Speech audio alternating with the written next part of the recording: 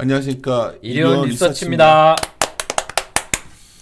우리가 오늘 어닝 시즌 점검 내용을 할 텐데, 네. 우리가 이거 시작하기 전에 나눴던 얘기를 좀 하면, 그 방송에서 해도 되나요? 첫 번째는 하여튼 여의도의 젊은 매니저나 애널리스트들이 시장을 없어요. 다 없습니다. 나가는 것 같아요. 이번에 1월달 인센티브 받고 나서들. 그렇죠. 그러니까 전업으로 가는 친구들이 굉장히 많은 것 같죠. 네, 진짜 많아요. 2015년 이후에 이렇게 많이 나가는 거 처음 봤어요. 그러니까 이게 뭐 정말 큰 장이 서서 나가는 걸 수도 있고, 여기서 우리 남아 있는 사람들이니까 아무래도 뭐 이렇게 많이 나갈 때 이렇게 좀 불안불안했던 시절도 좀 있었고, 그러니까 2015년 경험을 되돌려 보면은요, 초반에 나간 친구들은 진짜 큰 돈 벌었고, 나중에 나간 친구들은 진짜 힘들어졌어요. 아니 뭐 그 얘기는 하지 말고 힘들었다지만 하여튼 그런 것들도 지금 여러 가지 현상 중에 하나니까. 네. 뭐 사람만 만나면 어제도 점심 먹을 때도 매니저 구해달라. 요새 누구 나갔다는 얘기가 이틀 걸쳐 한 명씩 아까 내가 들려요? 방금 말했던 것도 전혀 모르고 있었잖아. 저 전혀 몰랐습니다. 그것도 다 결정 난 거고, 어떤 하우스는 전체적으로 다 나가버려가지고 지금 다 세팅해야 되는 상황이고. 리서치 하우스들도 많이 리서치 말고 그러니까 운영 쪽들이 일단 많이 나갔고, 그래서 그게 있고, 두 번째는 하여튼 강한 시장인 건 분명한 게, 네. 오늘 시즌 다 공시 나간 거니까, 네. 8년간 9년. 어떻게 보면 분식한 거야, 이게 어떻게 보면. 그렇죠. 뭔가 회계 쪽에 문제가 있었죠. 공정하지 정확하진 못했기 않아요, 때문에 하여튼, 예. 금감원에서 이거를 문제 삼아갖고 이쪽에서는 시즌에서는 그 수정을 하겠다라고 발표를 했죠. 근데 이제 요즘은 이제 그런 악재가 나오면 일단 사고 보는 분위기가 굉장히 강한 것 같아요. 생각보다 안 빠진 건 맞아요. 그러니까 저는 굉장히 하조가 큰 들어갈 이슈라고 수도 있다, 막 이런 얘기도 있었는데 그러고 있고, 또 하나는 하여튼 어제도 그렇고 이제 현대기아차 그렇고 이제 좀 어떻게 보면 기대감에 반하는 뉴스가 나오면 굉장히 공격적 매수가 들어오는 것 같고, 네. 테슬라는 여러 가지 해석이 가능해요. 꼭 나쁘다 볼 수는 없죠. 여하튼 회사가 갖고 있는 현금의 한 10% 정도를 증자했던 돈을 갖고서 그걸 샀는데, 의견이 엇갈릴 것 같아요. 난 증자한 돈이 그게 아니었는데, 그것이라고 하는 게 아니었는데, 그리고 앞으로 테슬라 어떻게 분석해야 될지 잘 모르겠고. 그러니까 테슬라는 이제 자동차 회사가 아니라 여러 가지 무슨 결제 회사로 바뀌는 건가? 이제 농담처럼 누가 이제 그러니 별개 회사. 그러니까 지금 시장이 굉장히 정말 새로운 세상이 온 건 맞고, 새로운 세상에 적응을 못하는 건지, 저는 이런 무시가 나오면 굉장히 좀 헷갈려하는 상황인 것 같아요. 테슬라의 행동은 어쨌든 좋다고 생각하시는 분도 있고 나쁘다고 생각하시는 분들도 있는데, 가장 걱정한 거는 어쨌든 실적 변동성이 자산 가치 때문에 좀 커질까봐 이거는 좀 다들 우려를 하시는 것 같아요. 그거는 이제 실적이 중요한 게 아니다라는 논리가 이제 아침 그 얘기를 좀 많이 했었는데, 그러니까 사실 테슬라가 유상증자 2번에서 한 10조 원 정도 조달했었잖아요. 네네. 제가 정확하게 금액은 기억이 안 나는데 그 정도였던 것 같긴 한데. 11조인가 그럴 텐데, 그 중에 1.5조를 이거 사는데 썼기 때문에 그때 증자할 때 그게 그렇게 생각하면 이제 올드한 방식으로 해석하는 거고, 저 같은 사람은 이게 아니라 이제 테슬라가 새로운 어떤 결제 세계로 들어갔다.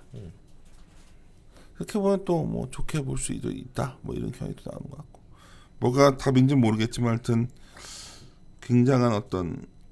근데 얼마 전에 이런 거 있지 않았나요? 그 게임스탁 이슈 있을 때 게임스탁은 미국의 로빈후드의 승리 온갖 얘기 나왔지만 지금 다 아무도 얘기 안 하잖아요. 그죠? 그 모멘텀이라는 게 너무나 짧고 좀 뭐라고 해야 되나, 이번에 진짜 짧고 강했습니다. 그러니까 너무 급박하게들 이러니까 결국 이게 모든 문제가 결국 유동성이 많이 풀려 있다 보니까 그냥 휘젓고 다니는 느낌. 지금 모든 자산들을 현재 상품 시장들도 난리가 유가부터 해가지고 지금. 네. 상품 시장은 정말 무섭네요 이제는. 참 이럴 때 우리가 이걸 하고 있는 게 과연 올바른 접근법인지 많은 분들이 이제 의구심을 표명하지만, 실적 좀 체크합시다. 네. 그러니까 우리가 할 수 있는 걸 해야죠. 네. 4분기가 잘 나왔죠. 예. 4분기가요.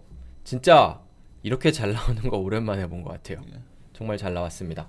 여기 표에 보시면은 아래쪽에 있는 선으로 되어 있는 차트랑 그 막대로 있는 차트 먼저 보시면 될 것 같은데요. 지금 실적 얼마나 발표했느냐라고 하면은 코스피 200 기준으로 한 42% 그러니까 절반 조금 안 되게 실적을 발표를 한 상황이거든요.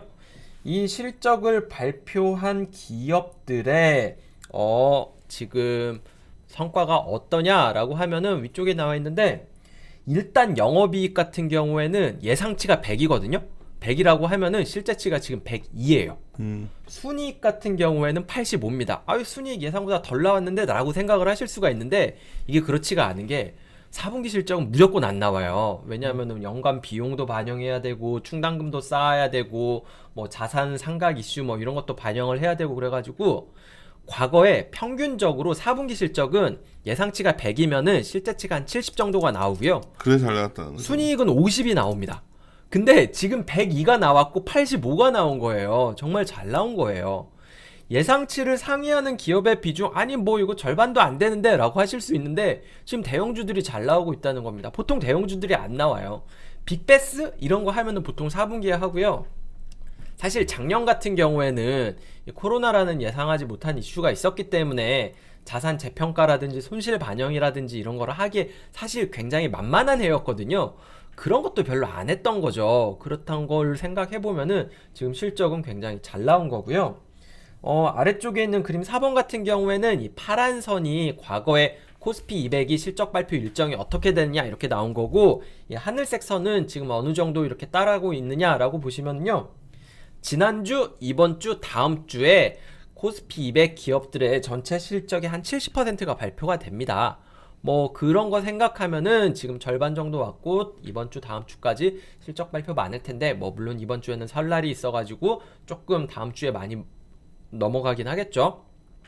어쨌든 지금 실적 발표 속도 절반 정도 온 시점에서 보면은 그렇게 나쁘지 않았다는 겁니다. 다음 페이지 보시면은 이 생각하시는 게, 아니 과거에도 보면은 초반에는 좀 대형주들 실적 괜찮게 나오고 후반에는 좀 실적 안 나와가지고 하향 조정되지 않느냐라고 하는데 그게 맞아요. 왼쪽 위에 있는 차트가 그 과거에 이 최근 3년이랑 지금이랑 비교를 한 건데, 보시면은 시간이 지날수록 예상치를 상회한 기업의 비중은 점점 줄어듭니다. 예상치를 하회한 기업의 비중이 점점 늘어난다는 얘기잖아요.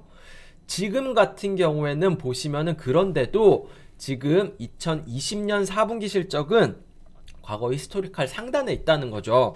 뭐 지금 여기에 나와 있는 실적 잘 나왔던 2020년이랑 비슷하게 초반만큼 잘 나오고 있는데, 어쨌든 시간이 지나면은 예상치 하회하는 기업들의 비중이 늘어나면서 조금 비율은 떨어지겠죠. 근데 이거는 그 현재 시점과 뭐 3월 말 이때 시점을 비교하는 거고, 과거와 비교하면은 지금 실적은 굉장히 잘 나오고 있는 게 많습니다. 여기서 끝나는 게 아니라요, 이익 추정치가 굉장히 상향 조정이 되고 있어요. 이 그림 6번이랑 7번 같은 경우에는 12개월 포워드 EPS랑 연간 EPS가 과거에 어떻게 변했느냐, 1, 2, 3월에 어떻게 변했느냐, 이거를 정리를 해 놓은 건데, 위쪽에 있는 차트 보시면 파란 선 차트가 과거에 보면은 한 2월 말까지 이렇게 하향 조정되고 2월부터는 이렇게 좀 둔화되다가 2월 말 넘어가면 좀 둔화되다가 3월 정도 되면은 이렇게 조금씩 올라오기 시작합니다. 그게 어떤 얘기냐면요, 어닝 시즌 초반에는 실적이 계속 안 나오고 실적 발표 몰려있는 시즌에 특히 이렇게 하향 조정 계속되면서 이렇게 어닝 쪽에서 모멘텀이 안 나오고 1분기 실적 나오기 시작하는, 그리고 이제 4분기 실적 좀 발표 끝나는 3월 정도 되면 이익 추정치가 좀 반등한다는 의미거든요. 근데 지금 같은 경우에는 과거랑 완전히 반대 방향으로 가고 있습니다. 지금 그러니까. 이익 추정치 하향 조정이 하나도 안 되고 있어요. 상향 조정이 되고 있는 거죠. 오히려 그만큼 시장이 강하다는 거고요. 어떻게 보면은 2021년 실적에 대해서 기대감이 굉장히 강하게 반영되어 있는 시기라는 거죠. 그래가지고 지금 기대감이 많이 반영된 거 아니면 원래 NCT 너무 좀 소극적으로 전망했다가 고친 거야? 실제 주가가 좋아져서 고친 거야? 아니면 주가가 올라가니까 EPS를 상회한 거야? 과거의 상황을 보면은 주가가 오르는 상황에서는 애널리스트들이 추정치를 하향 조정 안 합니다. 후행적으로 상향 조정하는 게 맞는데 저는 일단 그게 가장 크다고 생각을 하고요.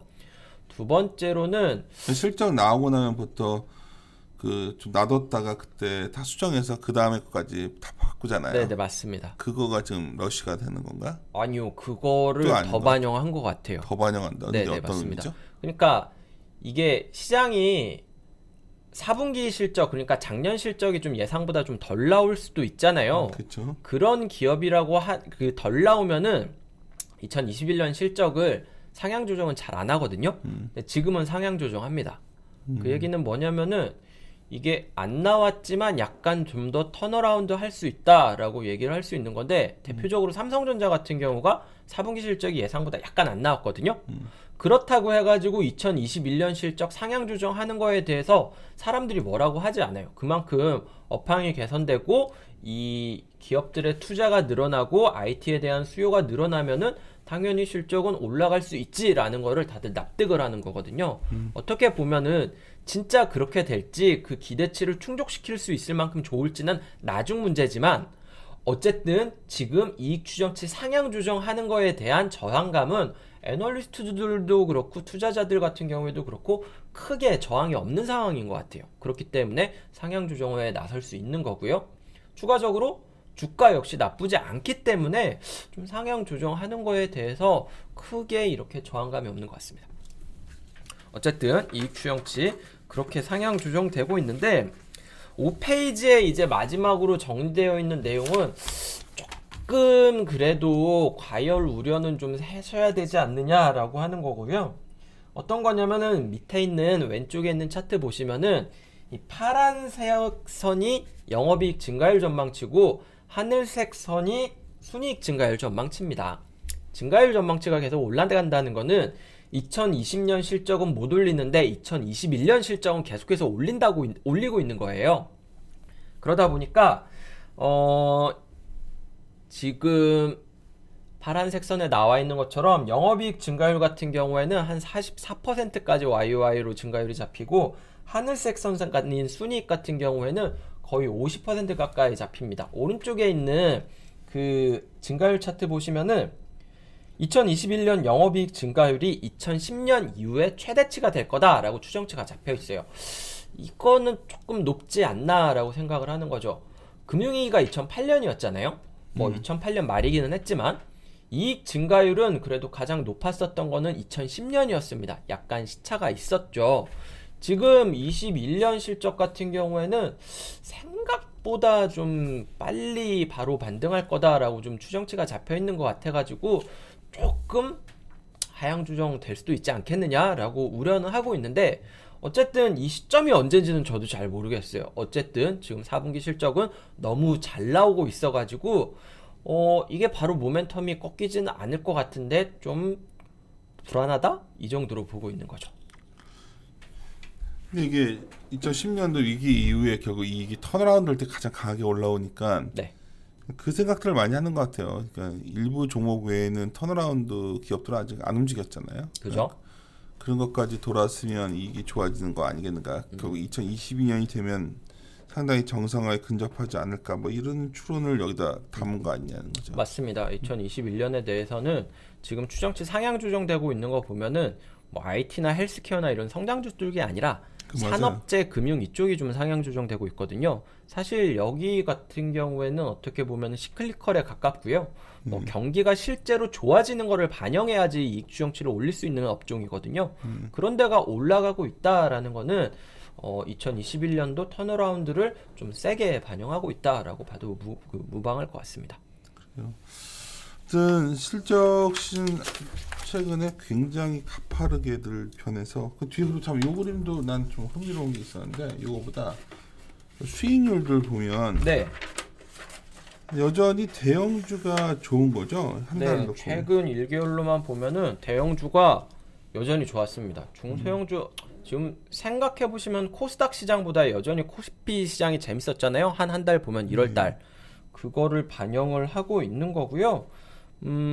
실적 같은 경우에도 그렇고 주가 같은 거에도 그렇고 여전히 관심은 대형주에 많이 있는 것 같아요. 뭐 산업재들, 소재, 금융 뭐 업종은 좀 돌아서고 있는데 그것보다는 약간 그 폭은 좀 적더라도 IT 쪽 이익 돌아가는 거에 대해서 이 투자자들이 좀 더 관심이라든지 그 무게를 중심을 많이 두고 있는 것 같아요. 업종 측면에서도 뭐 한 달러만 보면은 이 자동차 쪽 수익률이 좋았었죠. 지금 보면은 약간 달라질 수도 있긴 하겠지만 어쨌든 성장성 요인이 있는 업종에 대해서 좀 더 관심을 많이들 가지는 것 같습니다. 이게 이런 말 해도 되나 하면 안 되나 모르겠는데 8페이지에 이제 주요 지분율들도 제가 이렇게 좀 공시하는 거를 체크를 하는데 기관 투자자들 같은 경우에는 지분율 상향했다라고 하는 공시보다는 지분율 줄였다라고 하는 공시들이 좀 늘어나가지고 약간 좀 신경 쓰이기는 해요. 근데 뭐 신경 쓰여도 지금 시장을 이끌어가는 주체가 기관이 아니다 보니까 그쵸. 그렇게까지 뭐 그렇게 해석하면은 시장에 큰 영향 없을 것 같은데 어쨌든 기관에서 뭐 기업들의 주식을 많이 사고 지분율 공시를 하고 뭐 늘렸다고 공시를 하는 기업은 별로 없고 지분율 줄였다라는 공시는 조금 하고 있어가지고 그거는 좀 기관 쪽 수급과 관련돼서 체크할 만한 사항일 것 같습니다. 하여튼 4분기 실적 수준이 하여튼 굉장히 과거의 패턴과 다른 형태로 전개되고 있고 네. 최근에 하여튼 업계 분위기 약간 그런 것도 말씀드렸는데 또 전망치들도 급격하게 올리는 느낌이 좀 받고 있어서 그게 아마 이익 전망치에 많이 반영되고 있고 네. 결국 길게 보면 이익 전망치가 반영되는 게 시장이라 본다면 최소한 밀리면은 이 받칠려는 힘은 굉장히 강력해지고 있다 점점 더 그거는 분명한 것 같아요. 이게 한국 같은 경우에는 이제 12개월 포워드 EPS랑 코스피랑 방향성이 되게 잘 맞아요. 맞아요. 근데 하나 조금 걸리는 거는 2017년 같은 경우에는 12개월 포워드 EPS가 이렇게 올라갔는데 주가는 이만큼 올라갔거든요. 그러면서 PER이 낮아졌어요. 지금 같은 경우에는 EPS는 이만큼 올라갔는데 주가는 이만큼 올라갔죠. 그러면서 PER이 올라갔어요. 그 2017년이랑 지금이랑 방향성이 반대인데 주가와 이익의 방향성은 동일한데 이 속도가 두 개가 차이가 나는 거죠. 그러면은 결국에 2017년도 생각을 해보면은 뭐 주가랑 이익이랑 이렇게 같이 나중에 조금 좀 둔화가 됐잖아요. 이번에도 그렇게 될까? 이익이 영원히 상향 조정되지는 못할 텐데 그렇다면 둔화되는 시점은 뭐고 트리거는 뭘까? 이런 거를 좀 고민을 해봐야 되지 않나 이렇게 생각을 합니다.